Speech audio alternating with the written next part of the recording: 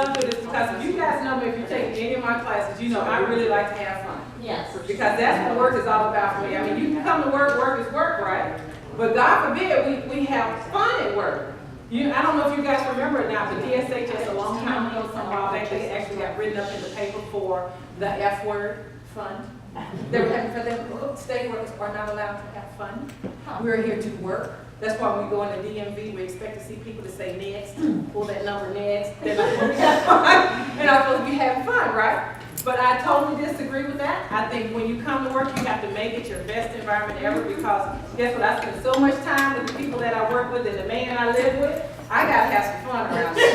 I'm just saying, it's gotta be lively for me. But here's the thing, when I roll over at night now, I don't want to be looking at none of y'all. But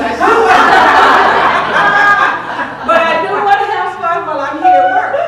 So on that note, this is what I want you guys to do because I know you're all comfortable and got all seated and stuff and it's freezing in here. We're gonna make it warm in here for a minute. So I need for you guys to stand up for me for just a second. Because we're gonna have to get it moving, okay?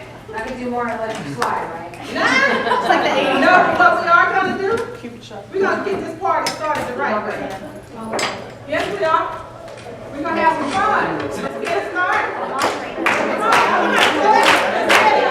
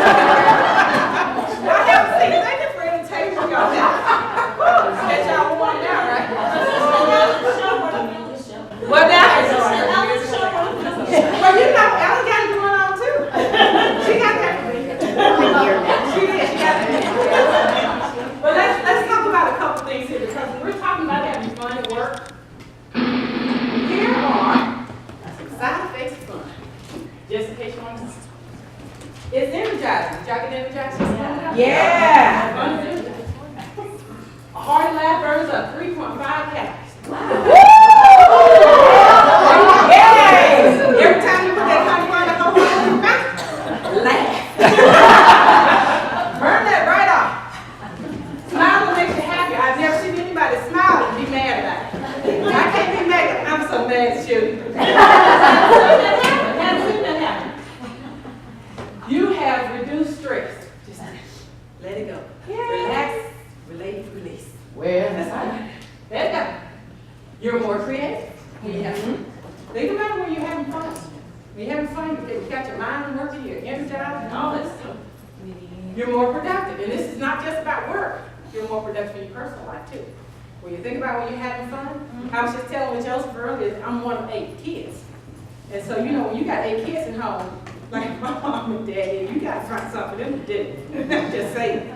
We had a lot of fun at work. We could have fun folding clothes. You could have fun washing dishes. You could have fun sweeping that floor. As long as you get it done. But you're more productive when you do it and you have fun about it. Yeah. You are a kind person when you have more fun. I have yet to see anybody who's not having fun and not be kind to anybody. Haven't seen it yet. But guess what? We always got an excuse for why we can't have fun at work. Always got an excuse. Right? There you go. Blowing it up. All work and no play. We're too busy. I ain't got time for that. They wrote DSHS up in the paper for having fun. Who got time for that? I'm too busy for that. Then we're talking about it cuts into my productivity. Girl, you know I got to get those numbers out there. You can't be having no fun. Y'all need to get back to work. Cuts into everything I want to do. And then we're perfectionists. I didn't get up this morning and put these pantyhose on for nothing. I'm a professional. You think I got up and shaved?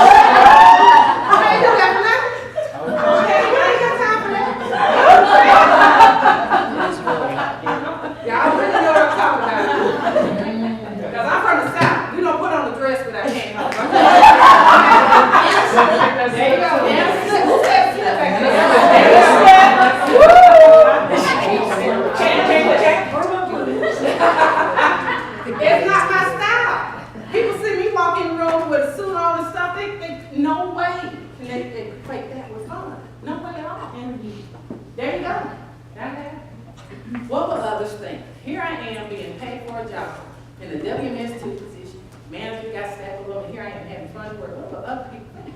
For the love of Christ, I'm having fun. And then I was hired to work, not have fun. My PDF said I had to do this. It said I had to have fun. My PDF did not spell out fun in there, nowhere, no how. Y'all didn't say that. It's not part of my job. Didn't say it didn't have to have. But see, I'm going to rationalize away. That's possible. I was hired to work, not have fun. But here's the thing when we're talking about all those obstacles that are on there, before we can even think about starting to have fun at work, coming to work, be kinder, doing all these kind of things here, the side effects of fun, doing any of that stuff, we have to first be able to recognize and appreciate what we have, not only in ourselves, but in others as well. It really does start with appreciation and recognition. Because if we can't recognize and appreciate stuff that we have in ourselves and others, it's very hard to enjoy fun with them. Because fun requires that you engage with people. It truly does. And so, but here's some things that I want you guys to think about when we're talking about appreciation. So Webster defined appreciation like this: an ability to understand the worth, quality, or importance of something. That's how Webster defines it. When I think of appreciation, I think of this young man. That's my son, Nicholas. But hey, here's the thing, what I appreciate most about Nicholas, if you ever come in my office, there's a picture of Nicholas on my desk, and people will say, is that your husband? No. It's not. My son doesn't appreciate that. But I do. Here's the other thing. That's a big fly. It's like a bird. It is a bird. It's a plane. So, here's the other thing I can appreciate. This little fellow right there, that's Landon. That's Nicholas's son. Notice I didn't say that I am Nick Landon's grandmother. I said that's Nicholas's son, so you guys get the relation, right? Because one thing I know for sure is that I am nobody's grandmother. I can appreciate that. And that would be me. Don't even think about it. The boy's going to call me Nana. And he can get away. He can call me Banana Nana, whatever. Just so else he don't call me Grandma. But I can appreciate that. These are things that I can appreciate. But here's the other thing that goes along with that is recognition. And recognition is the act of accepting that something is true or important, or that it exists, that we pay special notice or attention to. And what I pay especially special notice and attention to is the fact that nobody would call me grandma. Right? I can't. Okay, you guys can laugh about that, but you know what? That's something that I really do believe in. And my son teases me about that all the time. He says, Mom, why can't you call me granny? I said, because I said so. Okay. Now, I don't use that at work, but I do use that at home. I don't advise people in management and supervisors. But when it comes to them kids, say it all day long. But here's something I want you guys to think about in terms of appreciation and recognition, okay? Because again, like I said, if you can't appreciate and recognize people, it's really hard to engage with them and have fun with them. But here's where we get hung up when we're talking about appreciation and recognition. Travel's on the same road for managers and supervisors and peer-to-peer. And the reason why I say that is because if we think about it in terms of recognition, we think about it in a hierarchical sense. That we depend on our managers and supervisors to recognize and appreciate us for work. Truly. When you think about that, when you talk about recognition and appreciation, first thing that comes to mind is that I don't know when the last time my manager or supervisor appreciated and recognized the things that I do, or that they value what I have. And we're always thinking about recognition and appreciation coming from the top down. But how many of you guys know that that's not the case? We can recognize and appreciate everybody else in this room. Everybody in this room. You can look anywhere in this room and just recognize and appreciate peer-to-peer, and also recognize and appreciate your manager or your supervisor or an ELT member all the way up, any kind of way. When I'm from the South, as most of you guys know, born and raised in Southern Baptist Church. And there's a difference between the black Southern Baptist Church and the white Southern Baptist Church, just so you know. So it is.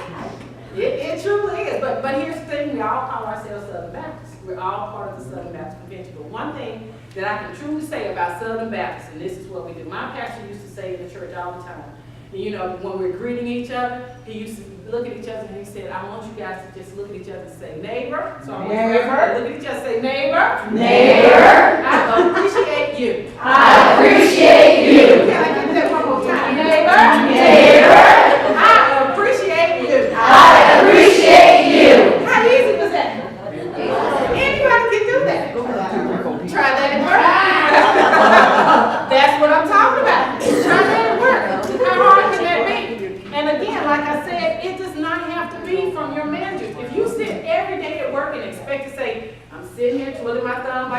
this on, waiting on somebody to come by and say, I appreciate what you did today. Don't wait for it.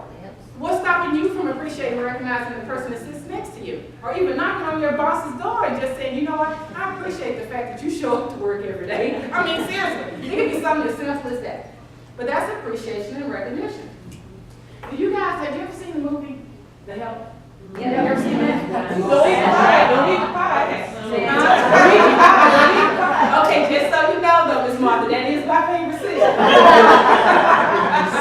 But here's the thing, so I'm gonna let you guys in on a little secret. So I'm having technical difficulty showing this, but Scott showed me a shortcut. So you guys are gonna see the picture here on the screen, but I want you guys to, oh, there it is. So here's something I want you guys to hear, because it's something I want you guys to really hone in on, okay? You was kind, you was smart, you was important. Remember those words? Yes. Important. Smart, you was kind, you was important. So here's the thing, what I want to share about that. When you're talking about, when she's saying that with that little girl, what she's doing is building up her self-image. That's what she's doing, self-affirmations. Do you guys have anything that you say about yourself? Because what's going to happen with this little girl, she's going to grow up and she's going to say, I am kind, I am smart, I am important. Here's the thing though, what are you telling yourselves about yourself? You have to ask yourself that. Because the things that you're telling about yourself is what other people are seeing, truthfully. So here's the thing I tell me about myself. What this little girl is saying to herself. I grew up with my mom telling us kids all day long, I love me some me. Yes, I do. And let me tell you why I love me some me. Because when you have a self-affirmation, and I tell people this because I do, I tell myself that. Because if I don't love myself, I can't love other people. And I'm not saying loving other people in the sense that, ooh, girl, I sure do love you. But in the sense that I can care about you, I'm kind to you, I know how to treat you. Because I know how to treat myself. So when we're talking about a self-image and what we have in ourselves to make it to really true, and try to make it fun and work, what are you telling yourself? Because here's the thing about our self-talk. Have you guys ever heard of a theory called the cauldron theory? Ever hear of that? So here's the thing about the cauldron theory. The cauldron theory states that you can't pour water into someone else's cup. In other words, you can't give what you yourself don't have. So if you don't know how to be kind to yourself, how are you going to be kind to other people? If you don't know how to be fun with yourself, how are you going to engage in fun with other people? So it's those things within us. You have to have those things in you to be able to give to other people. When I tell people about myself, growing up as a little girl, and I say, I love me some me. The reason why I say that to myself is, again, 8 kids. I'm baby number 6. So I have, oh yeah. So, I grew up a little princess girl, and I'm the baby girl.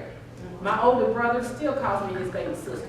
Here I am, somebody's nana, and my brother introduces me as his baby sister. I love it. But anyway, it makes me feel really young. But here's the thing. When I was growing up as a little girl, my siblings used to always treat me like that. They used to think, oh my gosh, she's the baby sister. We got to do this for her. We got to do that for her. I could fall and scrape my knee, and I'd be expecting one of those 5 to come over and put a Band-Aid on. Really and truly, I did. And then finally, my mother says, you know what, you got to stop that. You're becoming a little bit selfish. Is what's happening to you. You're just getting a little bit selfish.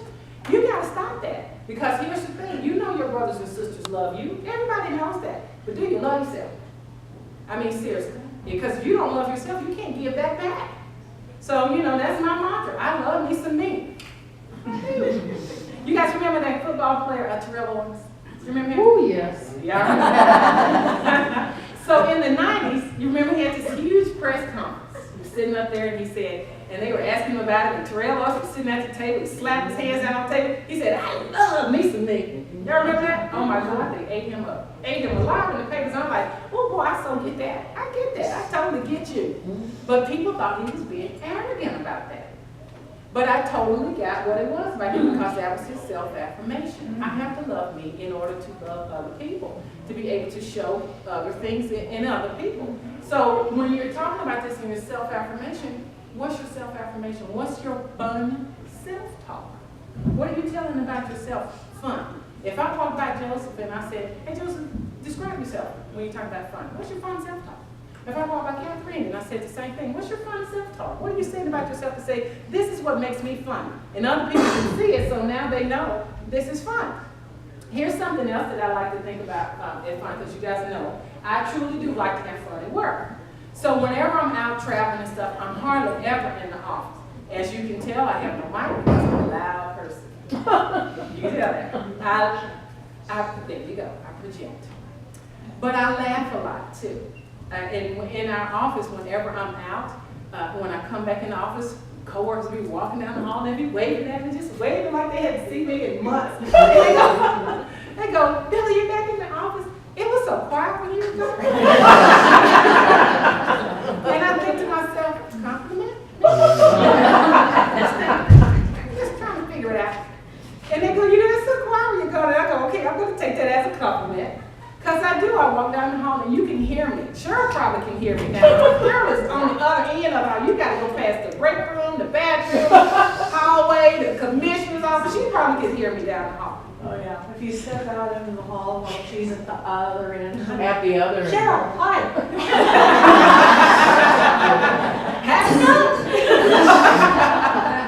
But you got to have fun at work. And so, you know, when they say that about me, I don't take it as a slight. I take it as, you know what?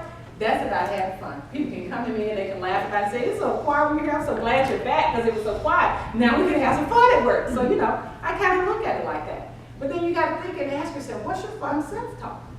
So in front of you, you have some cards, right? See those cards that has fun written out on them. So here's what I want you guys to think about, because I really do believe that it's time that we bring fun back to work. I really do.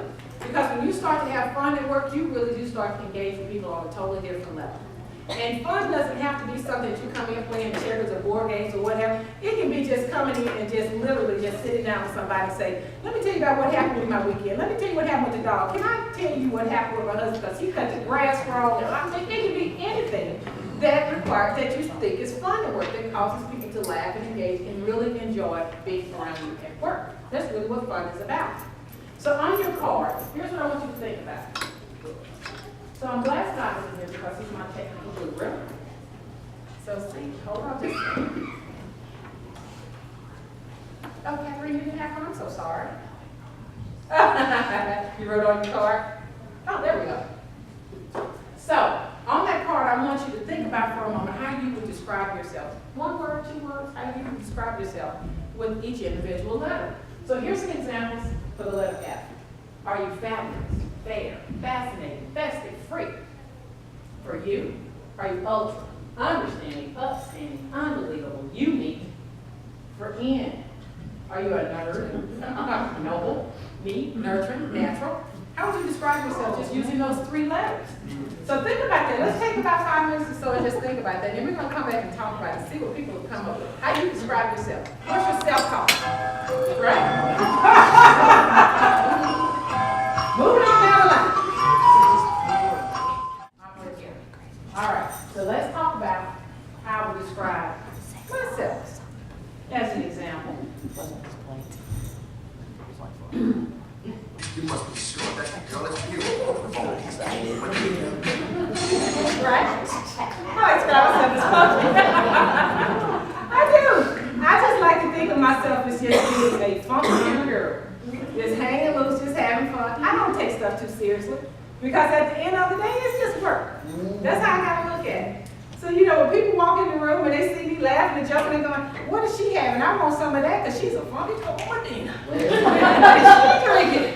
I want some of that. What is she drinking? Smoking, sniffing? I don't know. What's she got going on? That girl really got going on. Is that why you missed the 80s party? Yeah.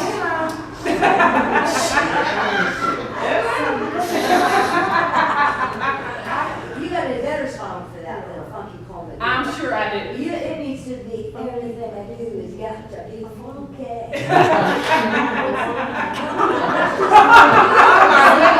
This must be a review from last night. I told you, I heard about y'all parties. That's right. I wasn't coming to put on Facebook, Twitter, and Oh, a little funky with a fear. Fearfully funky. Okay. I like to think of myself as unlike any of them. I like to think that I was designed and built this way for a purpose. When people walk up to me, if anybody says to me, you know, I want to be just like you, and I say, I want you to be like you. I don't want you to be like me, be like you. Maybe there's some qualities or characteristics of mine that you want to model, but don't be like me, be like you. Because I like to think of myself as someone unlike any other. That's how I like to describe myself when I use the word you. Be yourself, everyone else. Then be yourself, everyone else is saying. And that's I am right there, because my family will tell me. I am notorious. So my family tells me all the time, but look at Miss Martha back there. She's back there. I'm not even going to ask what that was.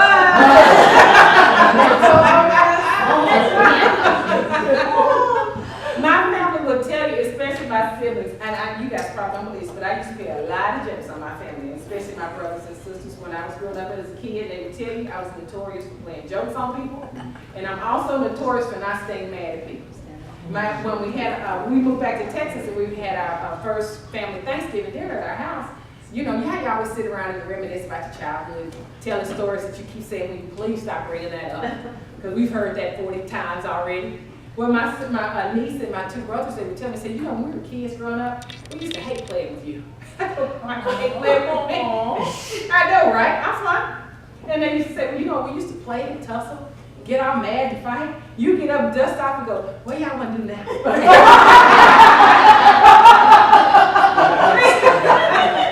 said, you just could not stay mad. We hate that about you.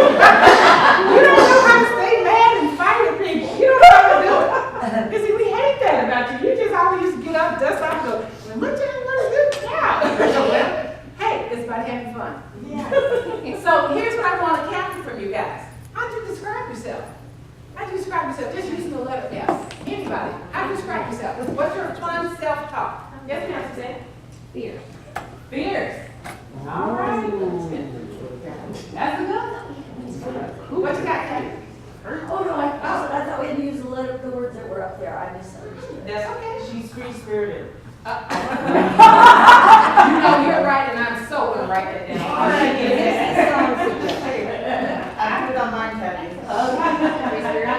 I think that does describe you to a T. Forward thinking. Forward thinking.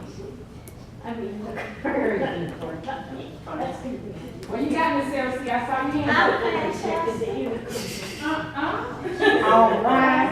She's fantastic. I'm flexible. Flexible? Somebody said flexible? What else do we have? Friendly. Funny. All right, hold on. Fabulous. We're good. Feisty. Hold on. I know. Feisty. Fussy. And fussy as well. Fussy as well. Uh-huh. It's odd, but I wrote Philly as a placeholder for silly. Oh, cute. It's weird, but that's all that's silly. Anybody else? What we got? That's the.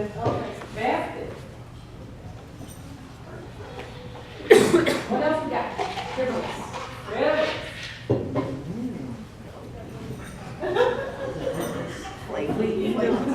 Anybody else? You're a fan? Really support things. Okay. Man, she's a fan. Gotcha. Anything else? Anybody else want to add anything? Friendly. Friends?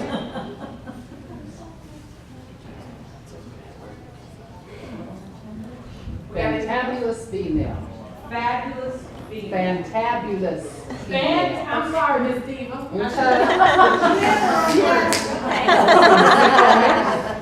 So here's the thing with Miss Diva back there, why I call her Miss Diva. So when I first met Miss Dietra, she wrote on her name tag, you know how you have those name plates? Diva Dietra. So that's her name. That's her name. What else we got here? Anything else that you use for your cell phone talk? What's your cell phone talk? We're good with yes? Yes. All right, I can't wait to see what you guys come up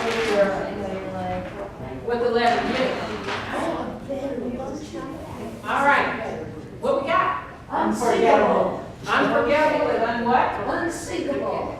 Like unsinkable. Like a ship. Yeah. Unsinkable and unforgettable. Oh,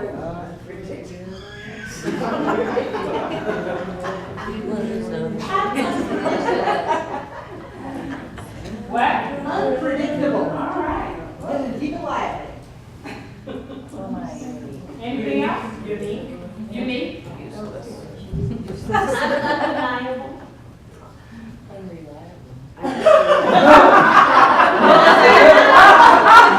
Oh, wow. That's never funny. Understand, they're off not using that word. Understanding? Understanding. Yeah. You have to understand the undeniable. Uplifting. Uplifting? Unicorn. You know, who said that? Who said unicorn? So I have to tell you, because we were doing it at. Madonna back here said it. Huh? Madonna. You had to be there last night. Never mind. Go on. Well, here's the thing, because that's the second time I've had somebody use that word. It's unicorn. And I go, what's the word? Why unicorn? And they said, because nobody believes in unicorn. So nobody will believe anything if I say that I like this. So I have to use unicorn. What else we got? But that's not what, but that's not what. So what's your unicorn? Is it? That is not what. Oh, do I want to know why? Yes, I do. As her friend, I'm gonna say this with all the loving kindness. Okay. She is the most unique individual. I mean, she can have fun at a, I don't know, the most stressful environment. Oh. She creates her Can she own come fun and in her come own back to work universe, with I'm me? just saying. And somehow she has a unique ability to suck you into it.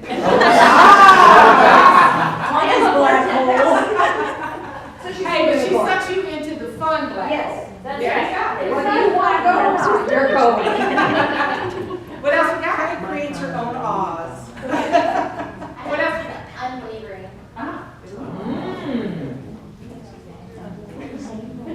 That's a good one. What else we got? Induced vortex. Say again? Somebody say anything else? Universal. Universe. Ooh. Somebody's got a dictionary. Somebody got a dictionary? Yes, travel geniuses. That's what it is. Did somebody have something else? I actually said unrestricted of myself. I sometimes need a muzzle, but. You're the unicorn. Unfiltered would be a better word. That would be a word for me, I'm sorry, I got confused. That would be a word for you? Correct as well. I think if you know me, you would agree. We that do. Yes. We say that with love, Kathy. Yeah, I feel the love. You guys got anything else? Ultimate. Ultimate. There you go. Anybody else? Unconventional. Uninhibited and. Unconventional. That's good. And I think it fits. Yeah. Sorry, my legs hurt. Not your fault. Anybody else got anything else? You guys good? So I have to tell you, I had some gentlemen in one class together. You guys have to go back there. There's no fun allowed in this class. Sorry. I told you, you're going to suck. Vortex sucker. I have to tell you, in one of the classes, one of the guys, he was sitting there, he was so funny, and he was so serious about it, he says, my word is unmarried. And I said, but that was the mistake. That's my first response too, was like, oh, and he went, oh no, that's the thing. Don't take it that way, oh no. So what you guys do for Ed? The naturalists. Yes. Naturals. Natural. Naturalist. Natural or naturalist? By nature. Natural and naturalist. Did somebody say non? Yes, somebody did say that. About half the room? Oh, man. I wasn't sure where we were going.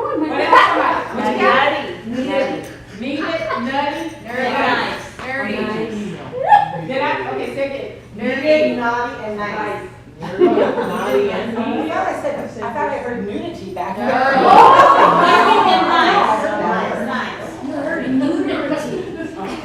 What else we got? Nurturing. Nocturnal. Okay. She said naughty. Nosy. Somebody else? Nosy. No.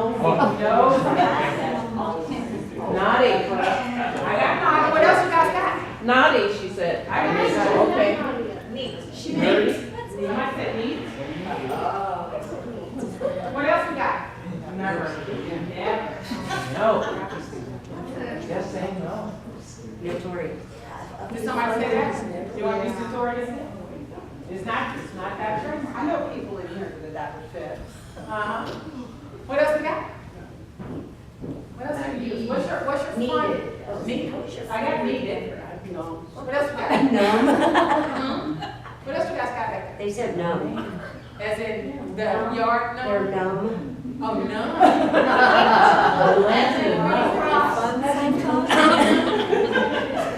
You guys got anything else? Describe yourself using the letter E.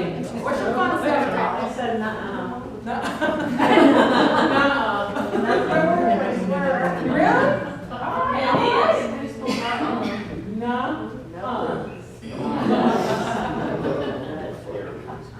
I'm telling you. What else we got? This is what you guys are going to use to describe yourself? What's your fun self-talk? Nerdy. Nervy. Yeah, I kind of nerdy. Guys got some? That's good? So let's see what we got here to describe ourselves. When we're talking about being fun at work Put all your ailments. and talking about ourselves, this is how we're describing ourselves. Using the letter F, we say we're fierce, free-spirited, forward-thinking, fantastic, flexible, fabulous, feisty, fussy, festive, friendly, funny, Philly versus silly, friendly, frivolous, I'm a fan, fantabulous female. For you, we say we are unthinkable, unforgettable, unpredictable, unique, undeniable, understanding, uplifting, unicorn, unfiltered, uninhibited, unwavering, universal, unrestricted, ultimate, unconventional.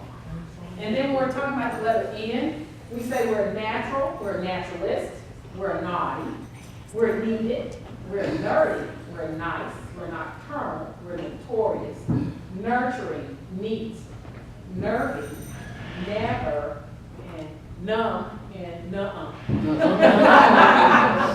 We're all of those things. So if you took that card and you wrote that down and you hung it up outside your cube, people would know those things about you. That's your fun self-talk. So they're saying, okay, if I walk by Billie's office, she is funky, unlike no other, and notorious. Because that's what I'm telling myself. That is exactly what I am. So now we're saying that these are the things that we are. These are the things that we're saying. If we're these kind of people, because this is like this is our self-talk about ourselves. Are we exhibiting those things to other people too, to say, this is who I am because I'm fun that way? You're saying no? You say you don't do those things? Because when you're thinking about that, think about your fun self-talk. It doesn't always have to be so serious, really and truly. When you come to work is work, right? We all know we got a job to do. But why can't it be fun for us also when we're at work? Just think about that for a minute. Just have your fun self-talk, just hang it up on your cube, hang it on your wall and say, this is who I am. You want to have some fun with me? You got to come in here, you got to be feisty, you got to be fierce, you got to be unlike, you got to be neat, you got to be nerdy, you got to be nothing. You got to be all of that and then some. Because that's what we're about. We're about having fun. So you guys ready to have some fun at work? Are you truly ready to have some fun at work? You don't look like you're ready to have fun at work. Ready for your career? I got ready. Yeah. How do we build the request in our EDP that we want to have fun at work? Say again? Can we put that in our EDP that we want to have fun at work? Well, no. So you guys want to hear something fun? And this is the truth. So you guys know our over at YTech, they're all IT people, right? So they have this one particular work unit over there now, and they're experimenting with something called holacracy. And what that is that it's sort of, it's like Zappos and Google, where nobody has a manager. They have a person in the title as a manager, but they're all self-directed teams. So everybody is like, you know, I am the director of fun. I am the director of uniqueness. They have all of these titles that they give themselves. So everybody has a role. And so what they do over there, when they get ready to interview for a position or something that's open, they ask about that. What would you describe as fun? Because that's the kind of culture they're trying to build. It's about fun. Yes. And so they actually do have that. So I don't see a problem, Suzanne, for right there. There you go. Have fun, man. They actually do that. So then, you know, how we have policies like respect the workplace. There is nothing to say that we can't, official or unofficial, have a policy on fun. No, there's not. Why can't you have a fun committee? Oh, we have one. Yeah, you have a fun committee? Yeah. Ours is called Fun Source. There you go. And you can have fun time. There you go. You tell that party all the time. We eat. All the time. Yes, ma'am. I worked for a nonprofit that had hilarity as a core value Ah. on the list. Wow. Because hilarity covers the lapses that we have just by being human. It does. Just having humor at work changes the whole dynamic. Changes your whole work environment when you think about it. I mean, I do not want to come to work and work with 20 EOs. I don't want to do that. I gotta go. Because you know what? This is it. You get what you get. And I got to say, because you guys have had my class, what I say, some people can't handle all of this. This is too much fun, Joseph. People see me coming down the hall, they go, there she goes. Can't handle all of that. But you know what? That's okay. That's okay, because you know, I like to think that having fun at work is really an essential function. I really do. Because when you come to work is work, no matter what. You can quit that job today, guess what the work's gonna do? Go on. Work's gonna go on. But when you're here at work and you're mingling with your co-workers and you're having fun and doing all these things, it just kind of brings about a totally different atmosphere in your work environment. Just think about that for a moment. You don't have to always come to work and just be about work. Because remember, okay, like I said, we're professionals. I didn't put these pantyhose on for nothing. You don't have to have that mindset. Just come on, yeah, you got the pantyhose on, but guess what? You get a ribbon, what you gonna do? Take them off, put some spray with some hairspray, so it will run, and you guys know what I'm talking about. There you go. But guess what? Put some nail polish on it. But guess what? It's gonna go on, right? It's gonna continue to go on.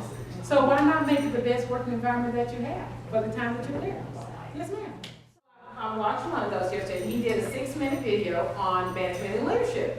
And one of the things in it is called the lollipop moment.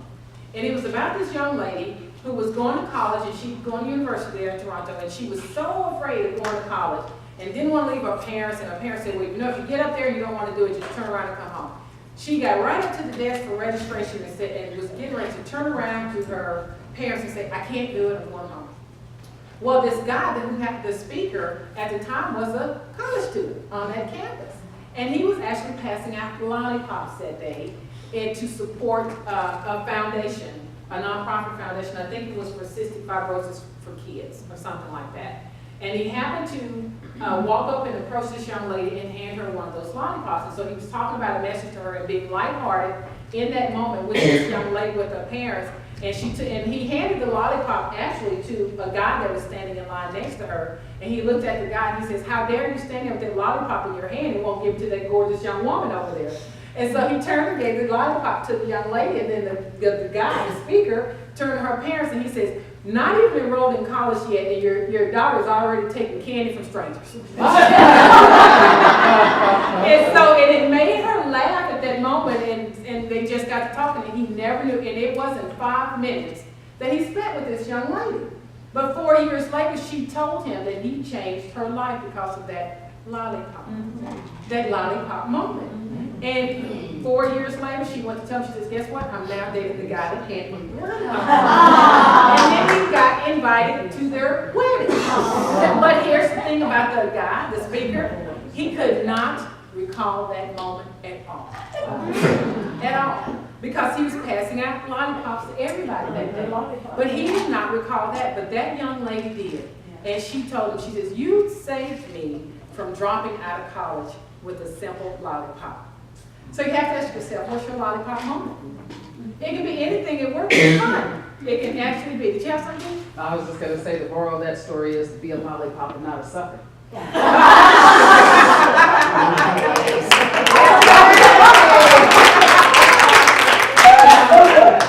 But when I watched it, I mean, it was 6 minutes and it was just so impactful because it is, you just never know whose life you may touch with a smile, with a good morning, with hey, how you doing, with the laughter or anything about that because you're just making it fun and lighthearted at work. So you have to ask yourself when you go back, what's my lollipop moment? That I have, because, but here's the thing about a lollipop moment, and this guy even said it, a lollipop moment is something that you don't ever expect.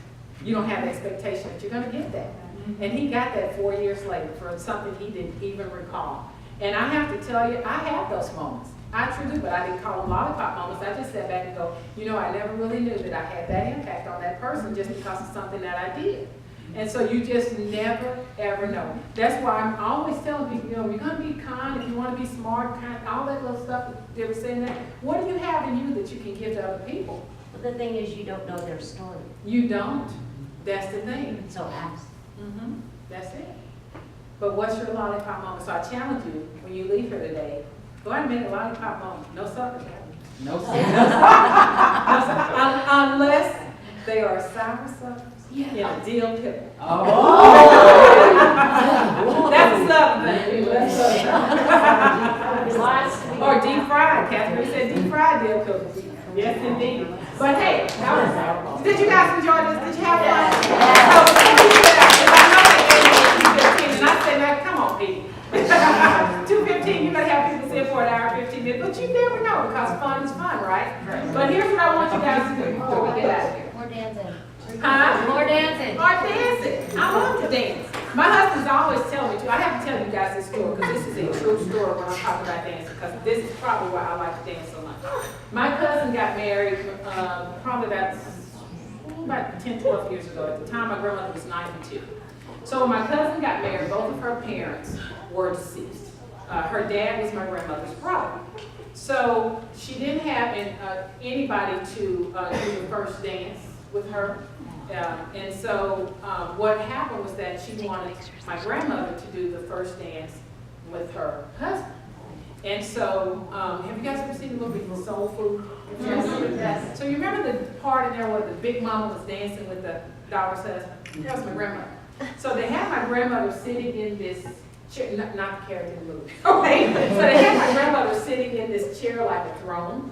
And so she's sitting in this chair and the music comes on and my cousin's husband gets up and he comes over to the thing and he's dancing with her, you know, like she's a little old lady because she's 92.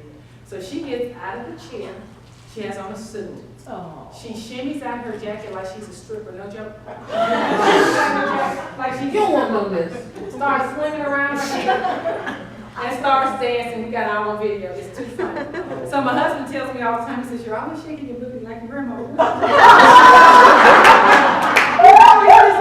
with that? What's going on with you and your family?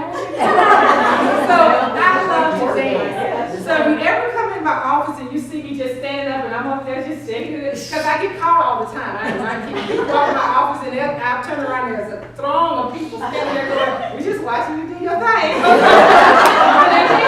So when you're thinking about it, you know, just think about it for a minute. It is just so much fun. So that's why I have music in here because I truly like this. So what I want you guys to do, if you don't do nothing else from this class, I want you to leave out of this classroom dancing your butts off. And I would let Diana